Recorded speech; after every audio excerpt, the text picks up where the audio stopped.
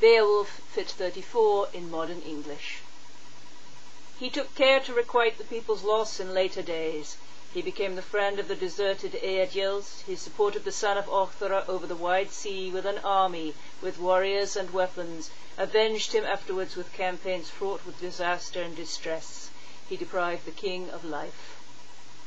So the son of Ecgtheow got safely through each one of the attacks, the savage feuds, the desperate encounters, until that day on which he had to do battle with the serpent. Then the lord of the Geats went, with 12 others, bursting with rage, to look upon the dragon. He had learnt then from whence the feud arose, the hate baleful to men. The famous treasure vessel had come into his possession by the hand of the finder. This man who had brought about the beginning of the quarrel was the 13th man of the company, a wretched captive. Thither he had humbly to lead the way. Against his will he went to the point where he knew of a certain earthy chamber, a vault under the ground, hard by the surging of the sea, the strife of waters, which was full within of gems and filigrees.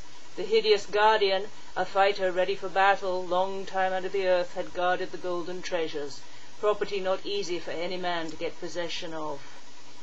So the king, bold in war, sat on the headland, and from that place the Geats' generous lord spake words of greeting to his retainers.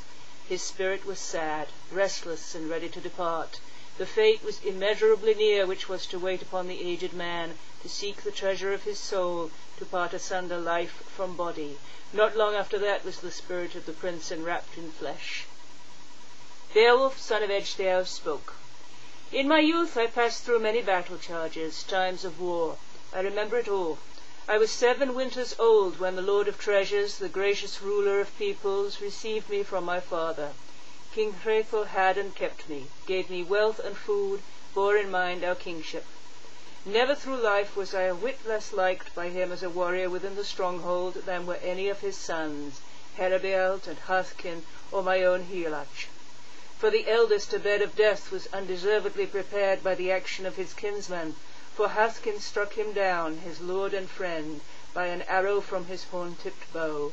He missed the mark and shot his kinsman, one brother the other, with his bloody shaft.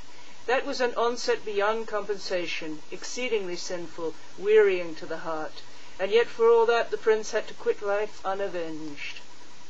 So it is painful to an old man to suffer that his son should swing upon the gallows in his youth. He may utter then a dirge, a doleful song, when his son hangs as a sport for the raven, and he, old, stricken in years, can frame no help for him. Unceasingly, at every morn, he is reminded of the passing of his son. He cares not to wait for another son and heir within his stronghold, when one has had his fill of deeds in the shape of a violent death. With sorrow and care he sees in his son's dwelling the festive hall abandoned, the wind-swept resting-place bereft of joy. The riders sleep, the champions in the grave. There is no sound of harp, no merrymaking in the courts, as once there was.